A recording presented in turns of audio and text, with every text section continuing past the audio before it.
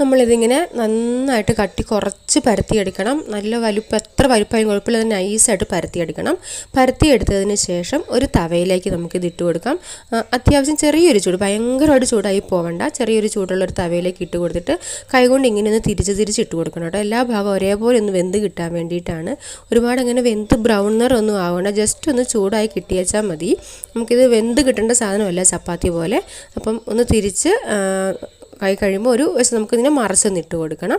മറിച്ചിട്ട് കൊടുത്തിട്ട് വീണ്ടും ഇതേപോലെ കൈ കൊണ്ടൊന്ന് തിരിച്ച് എല്ലാ ഭാഗവും ഒന്ന് ഒരേപോലെ നായി കിട്ടാൻ വേണ്ടിയിട്ടാണ്. ഒരുപാട് അങ്ങനെ ചൂടൊന്നും ആയി പോകണ്ട.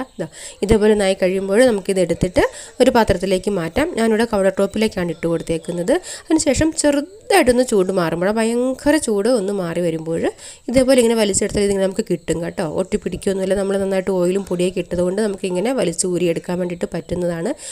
നല്ല നൈസായിട്ട് കട്ടി കുറഞ്ഞിട്ട് നല്ല ഷീറ്റാക്കി നമുക്ക് ഇതേപോലെ ഉണ്ടാക്കിയെടുക്കാൻ പറ്റും. ഈ കട്ടി കുറഞ്ഞ് കിട്ടാൻ വേണ്ടിയിട്ടാണ് നമ്മൾ നന്നായിട്ട് കട്ടി കുറച്ച് പരത്തി എടുക്കണമെന്ന് പറയുന്നത് കേട്ടോ. ഇപ്പം ഞാൻ 6 ബോളാണ് ഉണ്ടാക്കിയത്. അപ്പോൾ 6 ബോളിൽ നിന്ന് 3 വെച്ചിട്ട് എനിക്കങ്ങനെ 6 3 18 ഷീറ്റിനുള്ളതാണ് കേട്ടോ ഞാനിവിടെ ഉണ്ടാക്കിയെടുത്തേക്കുന്നത്.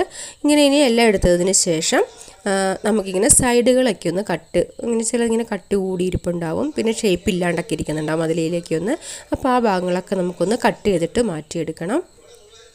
ചിലപ്പോൾ ഈ സൈഡിലേക്ക് ഇങ്ങനെ കട്ടി കൂടിയിട്ട് നമ്മൾ പരത്തിയപ്പോൾ എല്ലാം ഒരേപോലെ നായി വരാതെ ഇച്ചിരി കട്ടി കൂടിയൊക്കെ ഇരിപ്പുണ്ടാവും. ആ ഭാഗമൊക്കെ നമുക്കിങ്ങനെ കട്ട് ചെയ്ത് ഇങ്ങനെ മാറ്റിയെടുക്കണം കേട്ടോ. അതിനുശേഷം ഞാൻ ഒരെണ്ണത്തിൽ നിന്ന് തന്നെ 3 ഷീറ്റാണ് ഉണ്ടാക്കിയെടുക്കുന്നത്. ഇത് വലിയ ചപ്പാത്തി ആയതുകൊണ്ട് തന്നെ നമുക്ക് 3 ഷീറ്റ് ഉണ്ടാക്കിയെടുക്കാൻ പറ്റും. നിങ്ങളിങ്ങനെ പൂരിയുടെ വലുപ്പത്തിലുള്ള ബോളാണ് ഉണ്ടാക്കിയെടുക്കുന്നതെങ്കിൽ 2 എണ്ണമൊക്കെ ഉണ്ടാക്കിയെടുക്കാൻ പറ്റുള്ളായിരിക്കും കേട്ടോ. നമുക്കിങ്ങനെ ഏകദേശം കാണുമ്പോൾ മനസ്സിലാവും നമുക്ക് 3 ഉണ്ടാക്കാൻ പറ്റുമോ 2 ഉണ്ടാക്കാൻ പറ്റുമോ എന്നൊക്കെ ഉള്ളത് നമുക്ക് മനസ്സിലാവും കേട്ടോ. ഇതേപോലെ ഇങ്ങനെ മുറിച്ച് ഇങ്ങനെ എടുക്കുവാണ്. ഇനി നമുക്ക് സാധാരണ സമൂസ ഉണ്ടാക്കുന്ന ആ ഒരു ഷേപ്പിൽ നമുക്കറിയാലോ, ആദ്യം ഒരു ത്രികോണം പോലെ ഒരു മൂലയിൽ നിന്ന് ഇങ്ങനെ മടക്കിയെടുക്കുക. വീണ്ടും അത് ഒന്നും കൂടി ത്രികോണ ഷേപ്പിലേക്ക് താഴേക്ക് മൂല കൂട്ടിയിട്ടൊന്ന് സൈഡ് വഴി ഇങ്ങനെ കറക്റ്റ് ലെവലാക്കിയിട്ട് ഇങ്ങനെ മടക്കിയെടുക്കുക. അപ്പോൾ അതിൻ്റെ ഇടയ്ക്ക് ഫില്ലിങ് ഇടാനുള്ള ഒരു ഗ്യാപ്പ് കിട്ടും നമുക്ക്. അതിലേക്ക് നമ്മൾ ഫില്ലിങ് ഇടുക. ഫില്ലിങ് ഇട്ടതിന് ശേഷം വീണ്ടും ആ ത്രികോണ സൈഡ് അങ്ങനെ ചേർത്ത് ഒട്ടിച്ചെടുക്കുക. വീണ്ടും ഒന്ന് സൈഡ് ചേർത്ത് തന്നെ ഒട്ടിച്ചെടുക്കണം കേട്ടോ. എന്നിട്ട് ഇച്ചിരി പശ വെച്ച് ഒട്ടിച്ചെടുക്കുകയാണ് വേണ്ടി. ഇത് നമ്മൾ ബാക്കി വന്ന കഷ്ണമില്ല, നമ്മൾ കട്ടി കൂടി ഇതൊക്കെ മുറിച്ച് കളഞ്ഞ സൈഡ് ബാക്കിയൊക്കെ, അപ്പോൾ അതെല്ലാം കൂടി ഇതേപോലെ ഒന്ന് മുറിച്ചെടുത്ത് മാറ്റിയിട്ടുണ്ട്. ഇതാട്ടോ ഞാൻ സമൂസ ഷീറ്റ് എനിക്കിവിടെ 18 എണ്ണമാണ് കേട്ടോ കിട്ടിയേക്കുന്നത്. 6 എണ്ണത്തിൽ നിന്ന് 3 എണ്ണം വെച്ചിട്ട് 18 ഷീറ്റ് നല്ല അടിപൊളിയായിട്ട് കിട്ടിയിട്ടുണ്ട്. അപ്പോൾ എല്ലാവരും ഇതേപോലെ ഒന്ന് ഉണ്ടാക്കി നോക്കുക കേട്ടോ. വളരെ എളുപ്പമായിട്ട് നമുക്ക് ഹോം മെയ്ഡായിട്ട് ഉണ്ടാക്കിയെടുക്കാൻ പറ്റും.